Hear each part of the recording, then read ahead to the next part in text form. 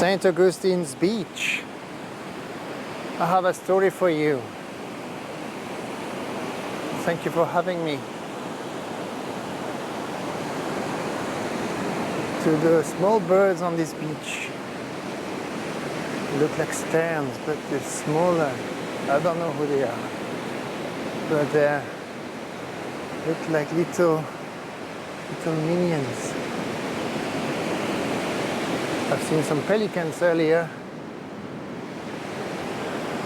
It's quiet, and it's this time between dog and wolf, dimsy time, as they say, or cocktail hour, as the other ones would call it, where the shadows come and the light takes a rest.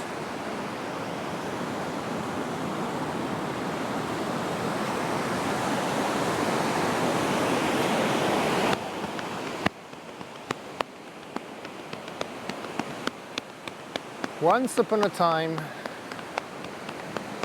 in a faraway place in time, but not so far. I think we can all go back there because we're going north, we're going south, we're going east, we're going west. There is also a fifth direction we're going to. We're going inside. Once upon a time there was a castle in a kingdom where all was well. People were rich, people were content, seasons were predictable, harvests were almost predictable. For a long time there was peace. There was one problem though.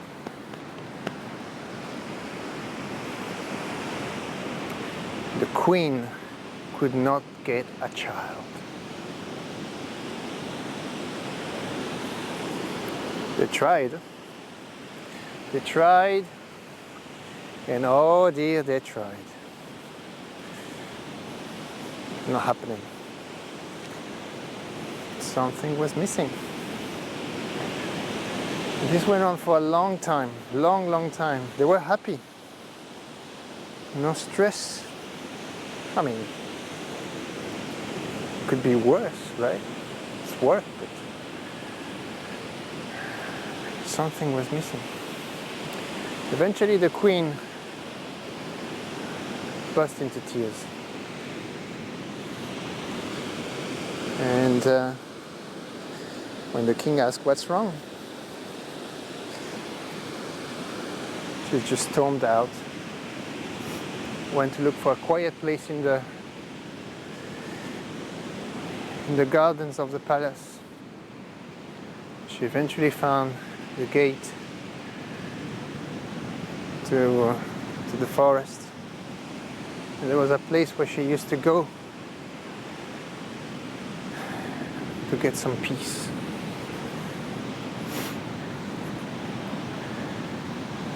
She was sobbing. There was her favorite spot. There was some water there. It was a waterfall.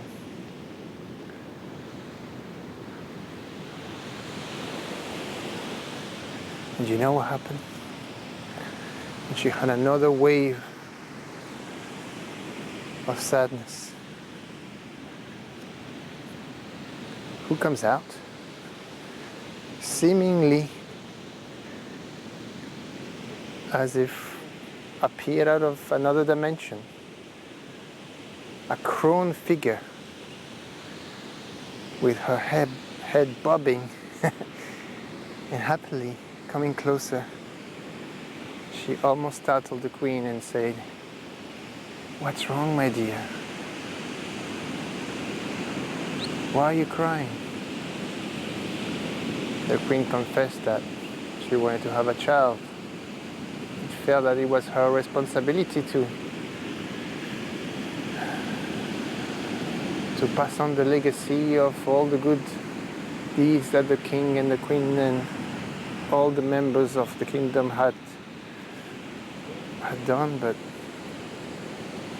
somehow she was not getting pregnant, so she was feeling like she was failing.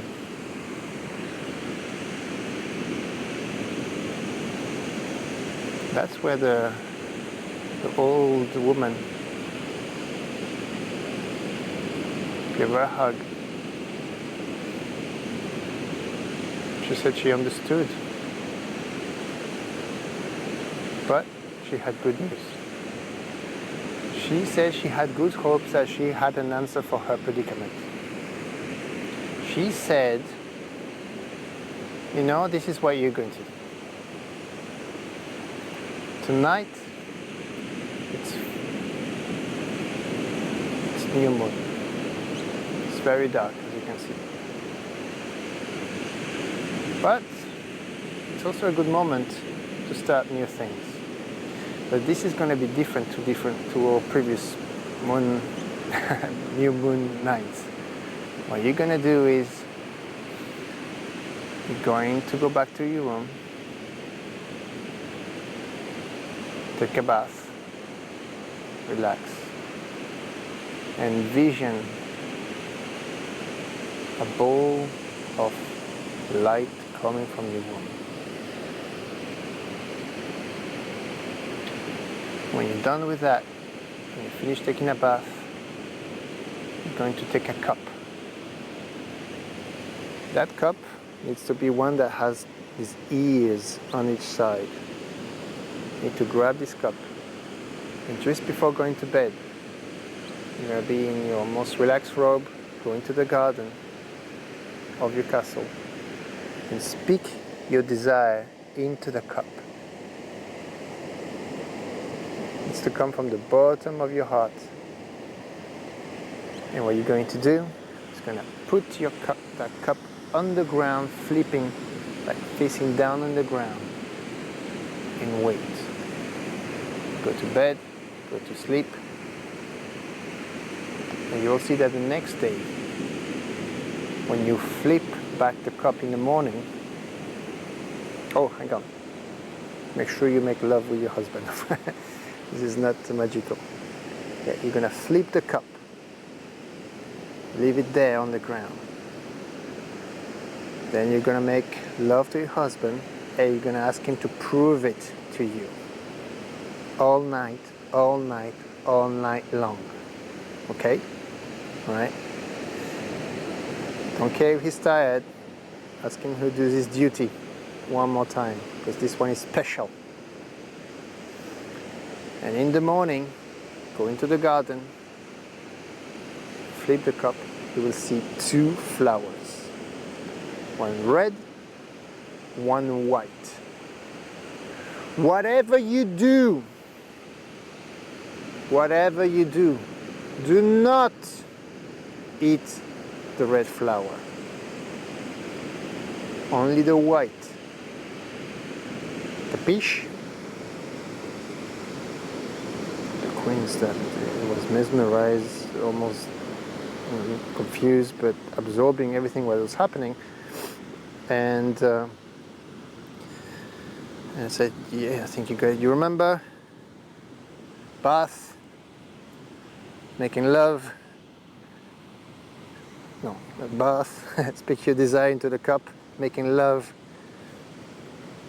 Come in the morning, white flower, red flower. No red flower, only the white one. And then you're good to go. You will be pregnant. And now, another hug. She thanked the old woman. She didn't know if that was too woo-woo for her, but she had no choice at this point. She tried everything else that she knew before. It's good to have counsel from old people sometimes. And so she went. She took her bath. Speaks the desire. Asked the king to be with her that night. He proves it to her many times. And it's morning now. Beautiful morning. She goes and she's quite nervous as she's approaching the cup in the garden that she left the previous night. She bends to pick up the cup. And lo and behold, there are two flowers. A red one and a white one. She can't believe it.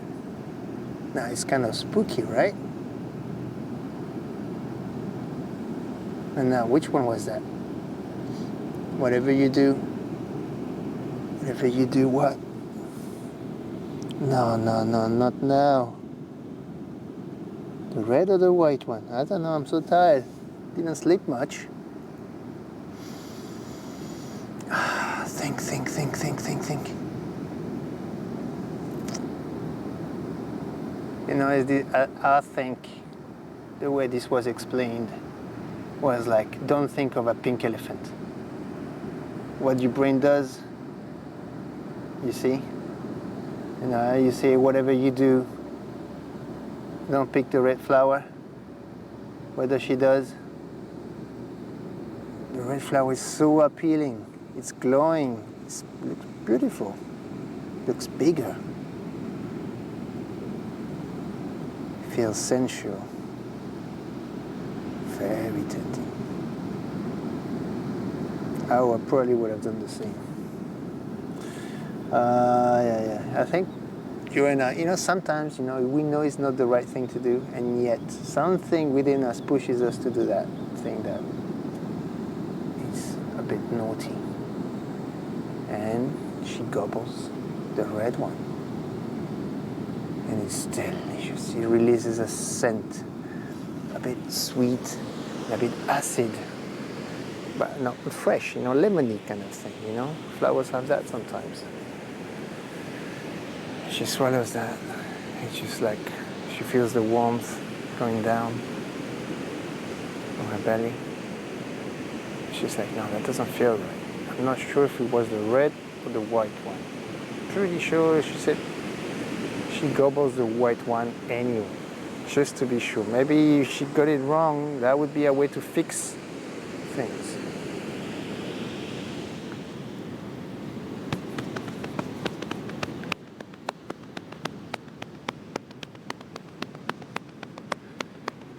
Nine months have passed. The queen's got a beautiful, radiant baby. She feels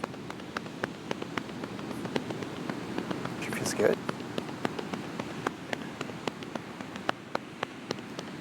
And it's not too long now until she gets to deliver the baby. Contraction starts one day, early in the morning. They fetch the midwives and the other elders that know about delivering babies. And they go into the queen's bedroom. They help her to deliver the baby. The king is present. He wants to help. He wants to witness. He wants to hold the hand. He wants to be there.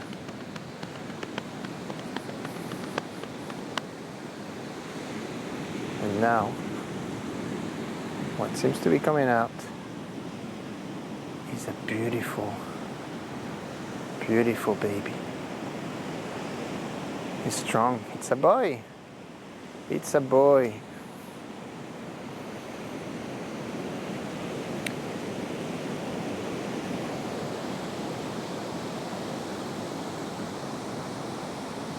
It's a boy. Taking, like, to give him to the king. The queen is relieved. It's something special. Because yes, as I see this, there's a large pelican passing nearby. It's dark against the sky. He's gliding. Yeah, because the queen has contractions again. And this time, it seems to be popping out It's way darker. They grab it, and what comes out is what seems to be some kind of serpent. A dark serpent, as big as the baby. And that thing is like undulating, contorting itself. And that's kind of very spooky. Now, in the middle of all those songs and mantras and breaths, they urge the queen to follow and to pace herself. Now, somehow in the position that she's delivering, she cannot quite see where it's coming out. She's so busy pushing.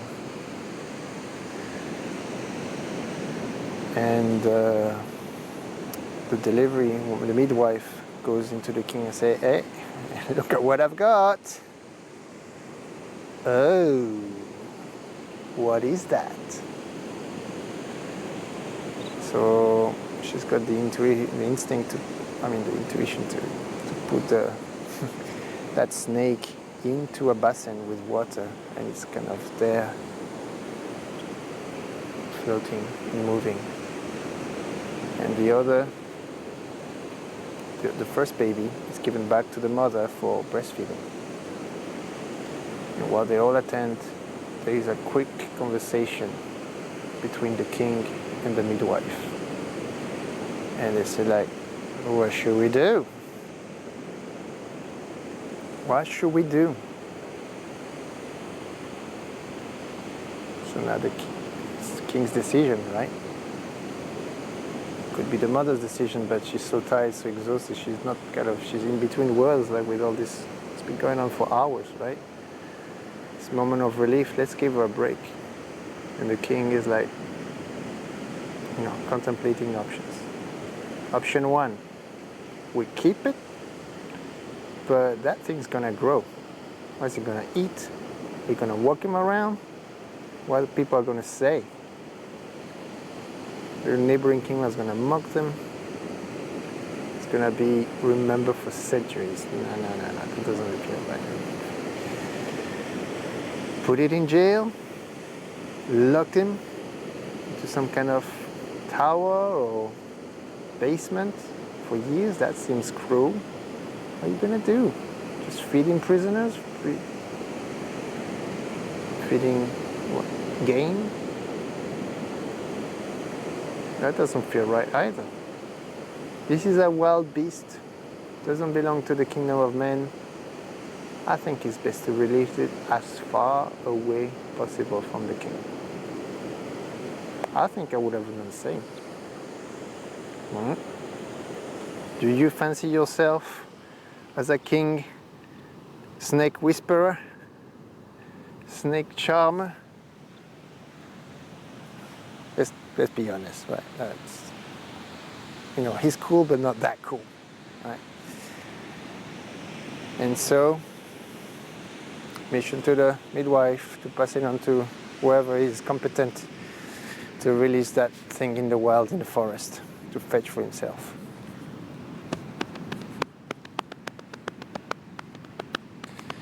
And so times pass. Times are passing. And first prince is one of those that succeeds at everything he does. He's a good rider, he's quiet, temperate, full of joy. The girls love him, the mates love him. He's a good pal. Yeah, he's 17 now. He knows a lot about the business, but he's not quite mature, but there's something he's quite sure about. He wants to marry. And he announces that to the king and queen. They say, "Are you sure?" He's a bit, "No, yes, I'm sure. I think I feel this longing. I have to go and search for a wife." "Do you know where to go?" "Not really, but I'm just gonna go on a trip. Then I'll come back when I find somebody. I mean, maybe years. right? Might be months. Might be months, years, but I'm not coming back until I find somebody that's suitable for me. You can trust me that it will be somebody that I feel good about. King and queen parents just look at each other. He's got a good tracking record of being a good boy. If you want some help, you want somebody to go with you, like, because it's not good if you get anything happens to you. No, I have to do this on my own. I know how to fend for myself. I've been camping, you know. Good. I have a Swiss Army knife. I have my good steed. I got my flashlight. And I got my best tuxedos. And so, he departs.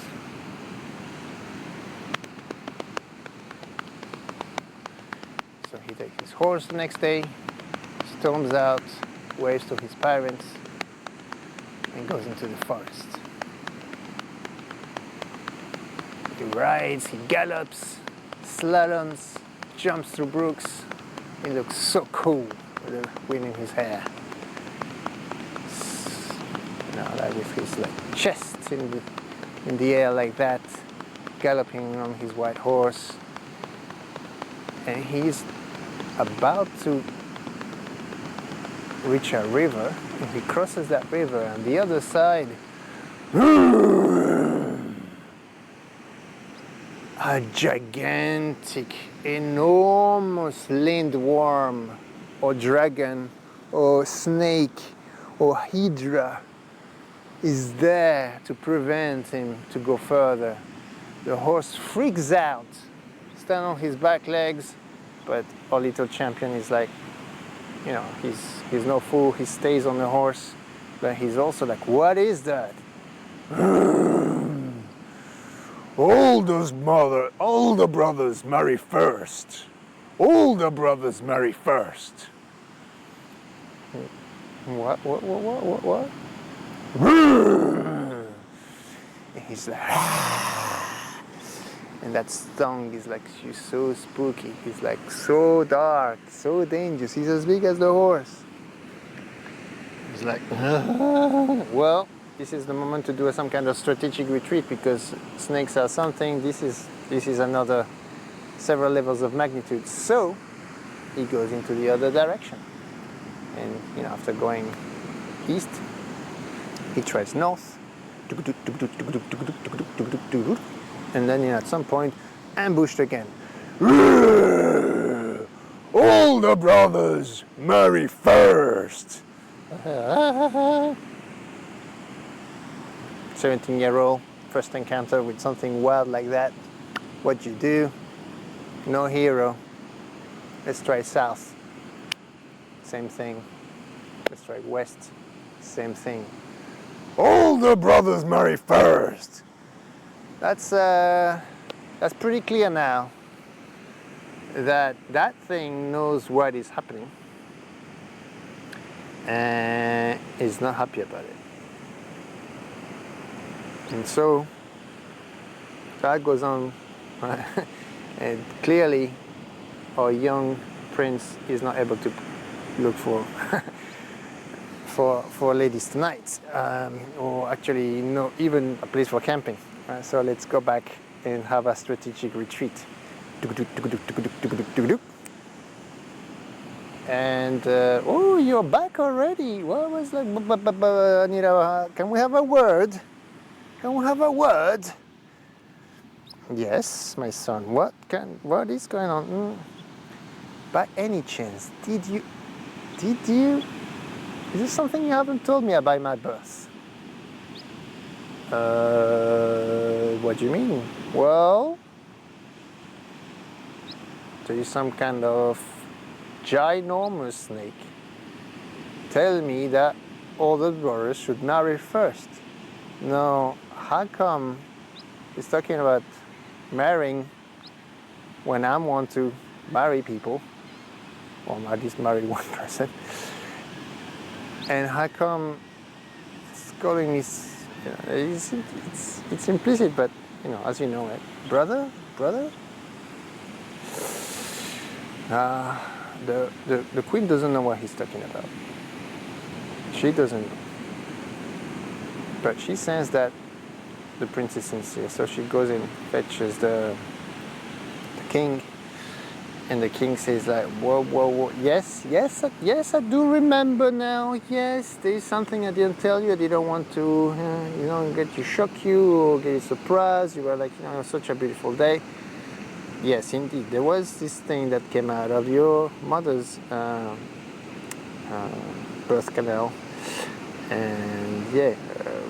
And explain the options. Hey, to be fair, we cannot keep a small snake in such a beautiful palace. It would be a torture for the animal as well.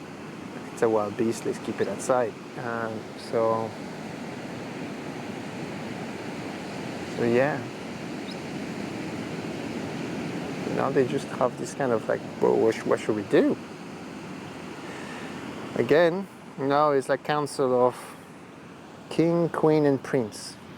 I love that they discuss things as a family instead of like, I'll decide what to do kind of thing and you do what I say. I love that bit.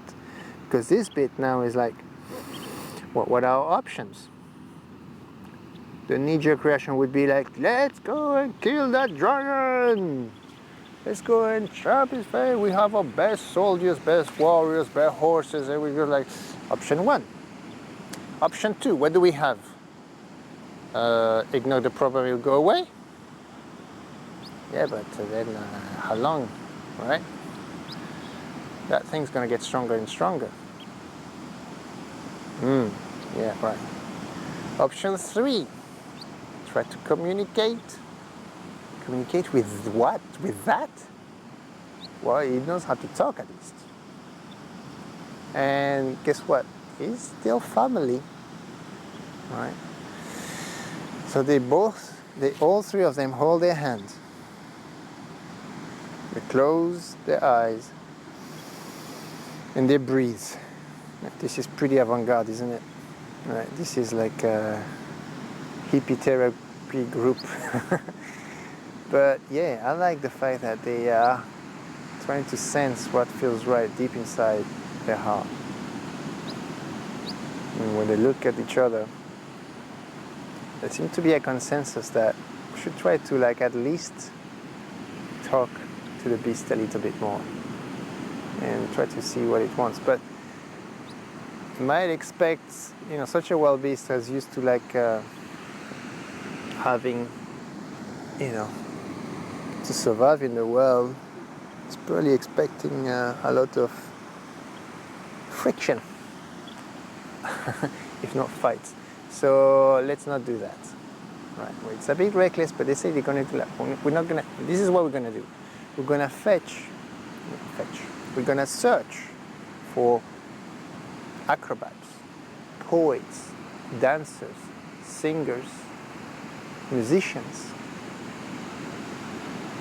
and they're going to go with you, and we're going to show that we're coming in peace, and we're happy to discuss and bring the Lindworm into the castle and see if there's anything we can do. And are you foolish? What if he just eats the whole circus?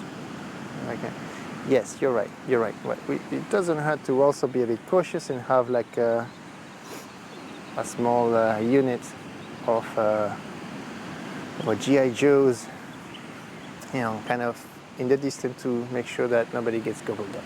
Yes. There you go. So it's a nice way to just be cautious as bold. All right. So yes, that's what they do.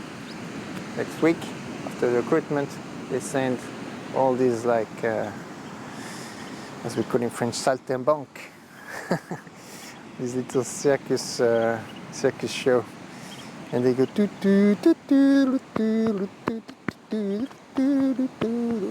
they sing, they dance, right? And they bring the Lindworm slowly, and that beast is mesmerized. It's like grunting, not saying much, but following them into the castle. And yes, they found out that indeed that thing doesn't want anything else but to get married. And so they put some ads in the newspaper. You know, they go on dating websites and they post a profile, but the profile picture must be hugely enhanced and filtered, I guess, right? So what they do is like, hey, looking for a princess, a candidate to a princess to marry our prince, right? Like great reward, great location, great real estate, you know, it's all good. And so there are candidates coming, and they pick up the first one. It's just like, yeah, anybody. Yeah, that seems like a charming lady from the neighboring kingdom. And she comes, and a ceremony, they don't see the Lindworm yet, right? They show up in front of the altar, and that's where, yeah, there's a ceremony with a holy person, and yeah, it's like, you must see her face when she finds out, I'm marrying that? Really? Yeah, let's try not to look. Ceremony goes by. Yeah, yes, I do. And do you marry this new princess, whatever she's called, Audrey? That must be yes. And he rolls his tail around the new princess, takes her into the bedroom to consume. And they only hear some kind of scream.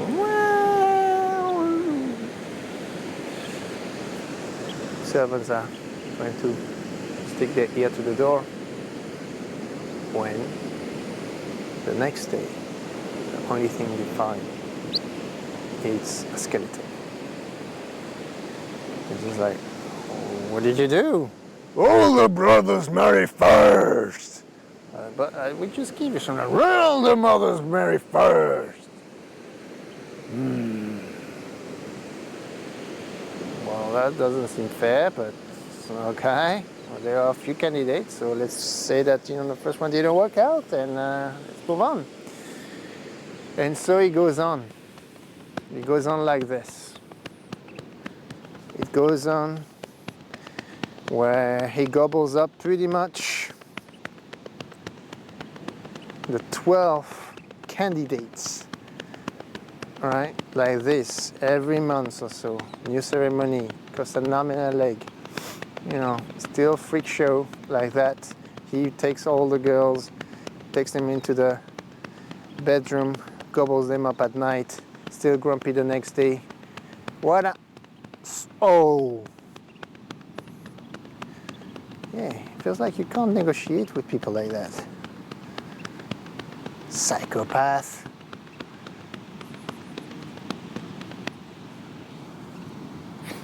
So after the 12th victim, the kingdom starts to have a very bad reputation of the place that you go into and never come out. Right? He gobbles up the best princes of the region.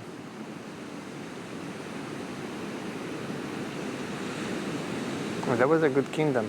Now there starts to be very much resentment around. And as they don't know what to do, the king is just like appalled. He doesn't know what to do. Should we kill that beast? Should we still try to find somebody who might react differently? But that's a lot of people dead now. The best of the best are being eaten up. Meanwhile, at the edge of the kingdom, there is a forest. And on the edge of the forest, there seems to be some land that belongs to a shepherd. And that shepherd has a daughter. She seems to be also around 17, 18. And that lady shepherd, I'm not sure how you say shepherdess, that lady shepherd stumbles one day with the news that they're looking for somebody to marry the prince. But she goes to the market and she knows there's weird stuff, but she doesn't quite get it. And there's something about her that feels like, I need to know more. I need to know more. So she goes and, she ruminates that this is the kind of girl that, has been living what we would call a very simple life. Just being with her father. Just being with her sheep. Just being by herself. Staring at nature. Climbing trees. Knowing enough of the plants of the forest, the animals, the screams, the noises, the cycle of seasons. She's the type of lady that, she's really grounded. And what happens is like, she's very much in touch with her deep intuition. She doesn't go much into the city. It's too loud for her, but she has to go for, helping her dad, sell the wool and do some grocery shopping. And, on the way back one day, she confesses that I think that's her gig. She also feels like she wants to have somebody in her life, but, by now she knows that it's a monster, and so she tells Dad, I I'm gonna propose that Prince Lindworm. Why are you saying that? I lost your... What? So that's the weirdest thing you ever said, woman. No, I think... No, are you serious? Yeah, well, she goes back and forth. The actress is like, why? You're the last... You know what happens? You think you're special. That thing is gonna swallow you up. That Lindworm, what would you... It's just like... Then you go into the castle, what are you gonna be? Just like surrounded with all this paraphernalia, all this this is not how you grew up, If you want to be close, I lost your mother. If I lose you, I lose everything. Please don't do that. Stay here. Go travel the world. Go have some studies. Take out your own farm. Do whatever, but just don't go there and marry this psycho. Yeah, you're right. But someone thought it feels like this is for me. So, some time passes on. Some time goes by, and she really ruminates that question while she's looking up at the trees in the sky, in the morning, at night, different phases of the moon. And just the more she thinks about it, the more she's relaxing into the fact, you know what? Hey, that's my gig. I'm just gonna marry them. So she tells that to her father. It's just like, please be careful. Is there anything you want me to do? I don't know. I'm just gonna announce, and maybe they don't want me, and then that's sorted. Because maybe they only want noble people. Well, okay. Well, let me come with you and try to figure this out. So that daughter of the shepherd goes into the castle. She says, "Are you still looking for a candidate for marrying the Lindworm?" So, "Are you still looking for a candidate?" And it's like, you have to imagine the king, whoever's dealing with the job. And they're saying, well, yeah, but they cannot really understand why somebody still shows up. And basically this, I'm not noble. Yes, well, I guess, whatever. We need to feed that beast anyway. That's expensive. It's not with the 4 yogurts per week that thing's gonna starve and start to be even crankier. as we try to communicate.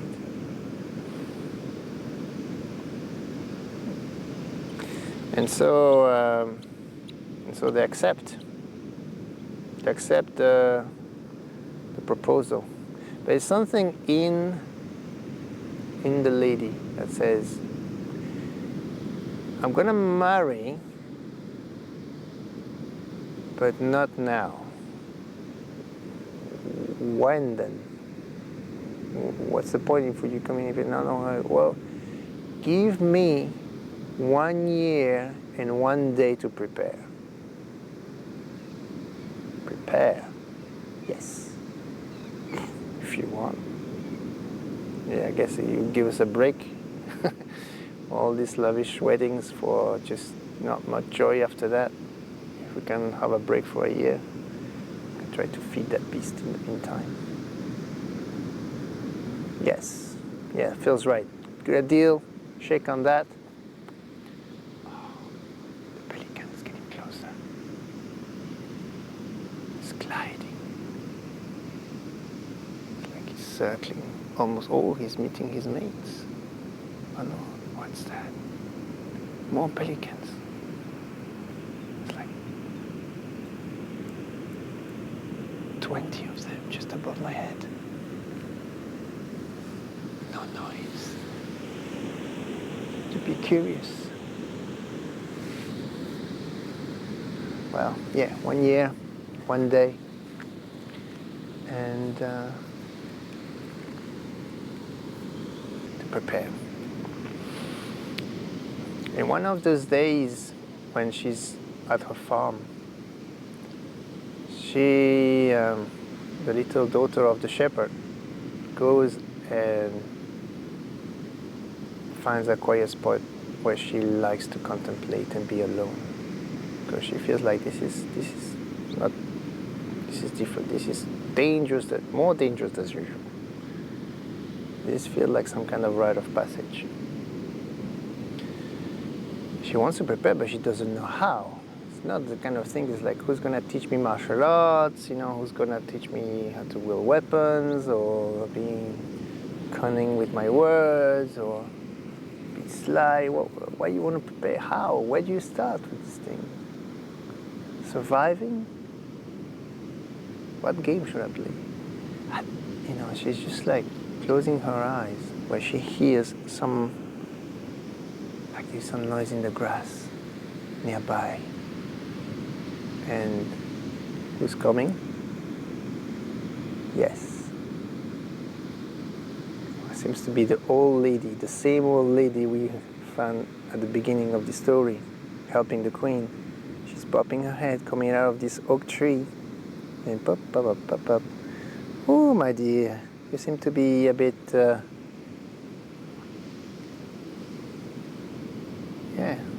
in contemplative mood, but worried. What is going on? Well, she tells a story about, I don't know what took me, but I promised that I was going to be,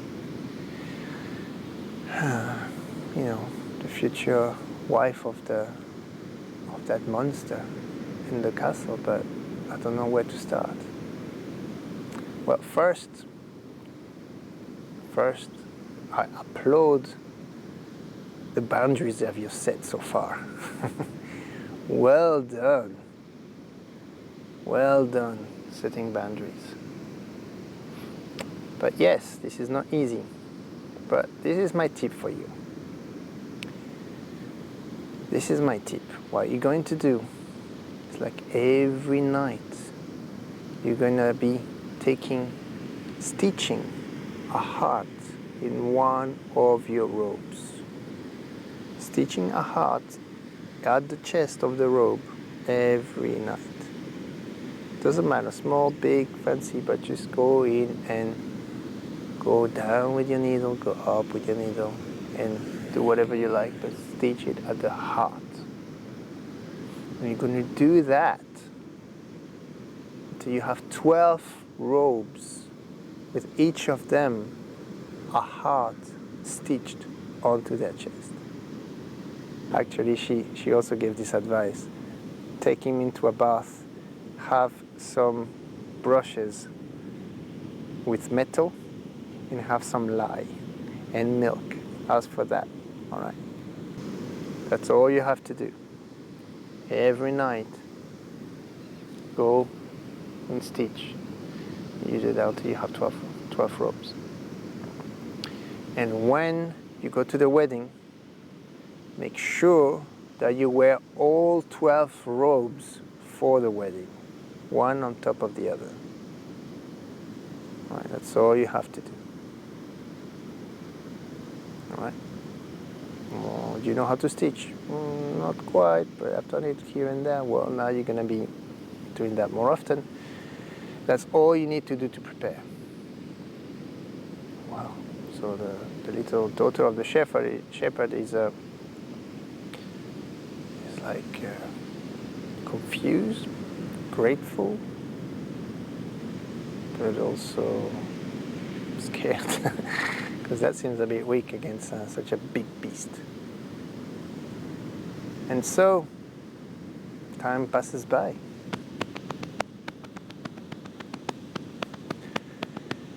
Months after months after months, a new collection of robes gets stitched with hearts onto their chests, all more beautiful, more quirky, more vintage look onto them.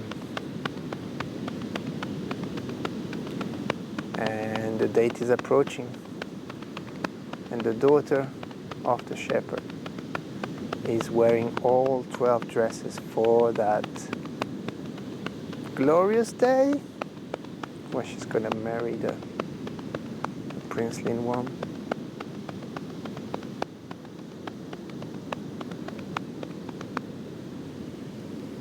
And what happens? Ceremony. Walk down the hall by her father to meet that monster. The priest does a speech. You do, and then the daughter is like really like she's looking up at that Prince Lindworm, and she says, "Yep, that's my husband." The Lindworm just grabs her again with his tail, brings her into the room, and every just people like just not daring to look into her face, as they feel like this is where another casualty, another statistic about to come, a horrible night where they're just gonna hear horrible noises and grunts and screams. So they lock the room. The Lindworm is like, he hasn't eaten somebody in a long time, and he's really hungry. So he's like, and then he's like, the daughter, the young lady, just tries to keep calm and breathe. And then suddenly there's something about the pelicans passing by. There is something about the Lindworm that just doesn't feel quite right. He just doesn't want to eat her straight away. It's like he's like, he says like, "Take off that dress." And he's just like, guys, the young shepherd lady. She's like, that's my chance.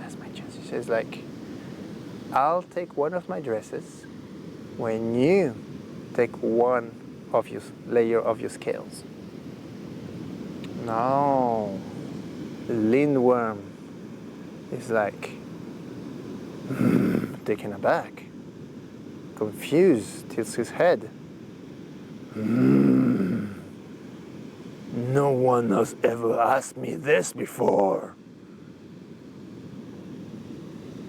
It's like, simple. If you're so strong, it should be easy. It's like, right.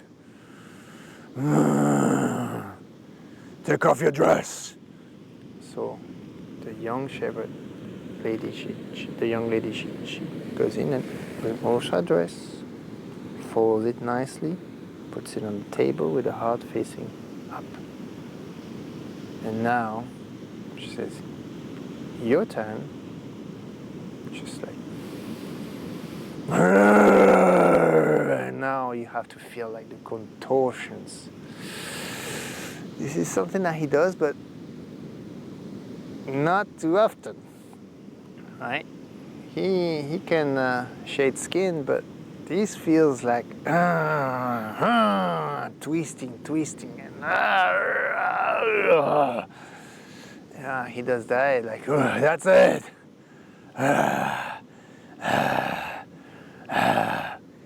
But yes, guess what? The young lady has another dress. Take off the dress! I'll take one out when you take one layer of your scales. Starts to be like frustrated, so it's like, okay, deal, right? She goes in, removes one robe. Your turn. So easy, so cool. Lindworm is struggling. Another layer of the scales need to come out.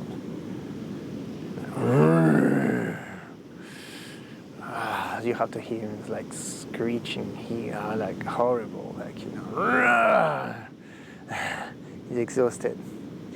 They're like, take off the dress.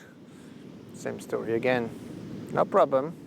I'll remove one when you remove one, and then she removes the other deal, right? She removes the dress. Lindworm dragon has to do the same. No, it's a bit way more painful now. Really not fun.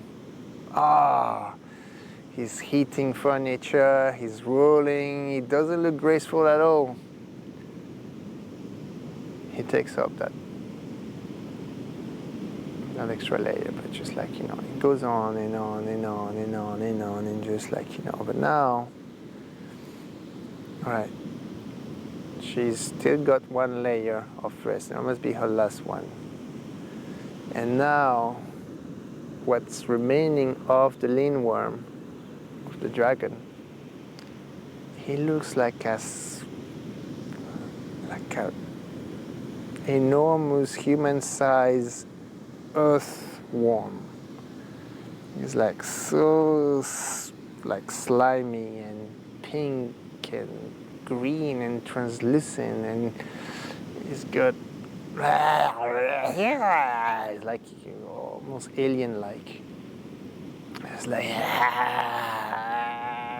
you can't understand what he's talking about. Yeah.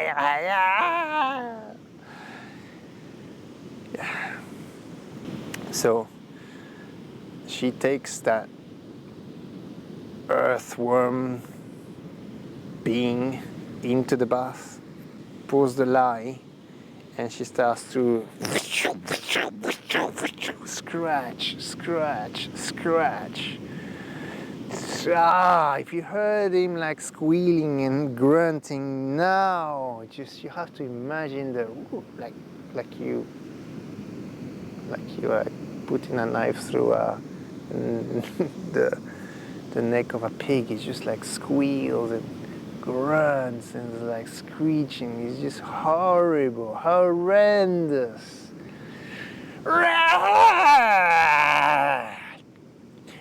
He goes on, and she brushes. This goes on now. She's got fleshy bits but this goes on for a good part of the night. It's like now it's just like, what's going on? This has been going on for at least 2 hours. It's the middle of the night, but by now what we see is a young boy.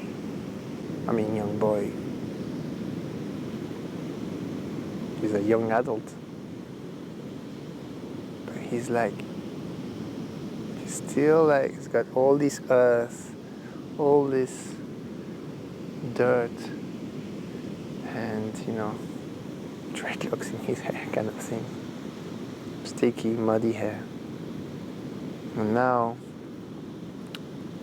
she empties the old water, pours milk, and now she's cleaning the hair. And now she's combing the hair. And now it's much, much, much more gentle. Now the young adult is like seeing the world, or at least the room, and the person who really takes care of him like no one has ever done before. It's just like, by contrast, he understands what is it like to be loved and surrender to somebody so kind, so beautiful.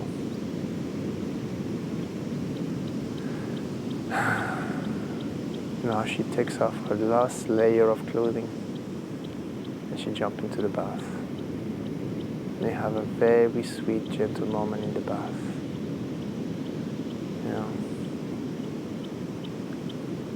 She puts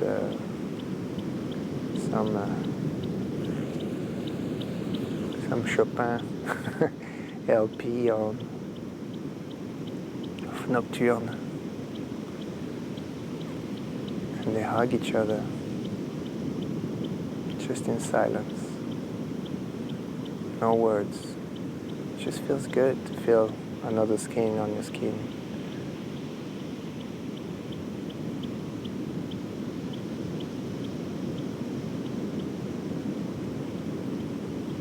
They get out of the bath. They dry each other gently.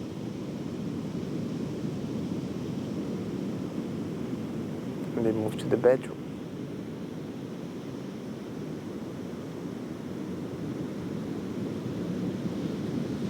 It's morning now.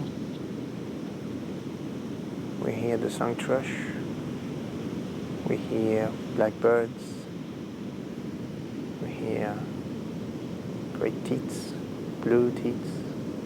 We hear wrens, woodpeckers. We hear crows, magpies, wood pigeons.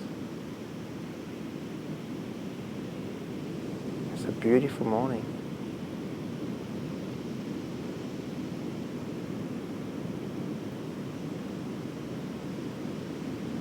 It starts to be mid-morning now. And that's about the time when the servants are, supposed to do a bit of housekeeping, right? Getting rid of the casualties, the dead bodies of the night before, but what is their surprise when they just open it? In the bedroom, a young, lovely couple in what the Irish call radiant content. Just looks so beautiful in each other's arms. Now, that new couple turned out to be a beautiful, beautiful prince and princess for the kingdom.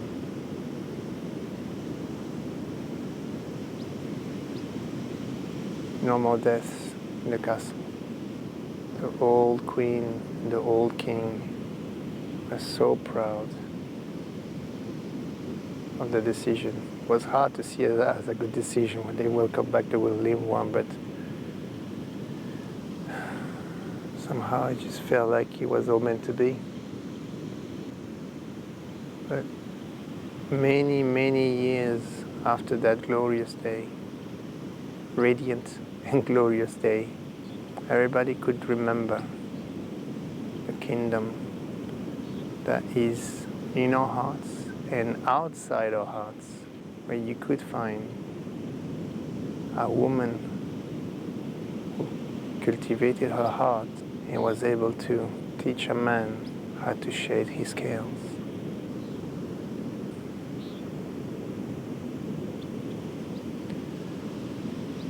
Read this story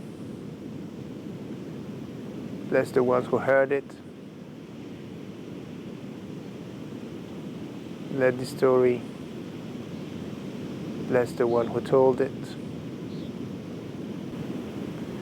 And may the story bless the ones who are to come.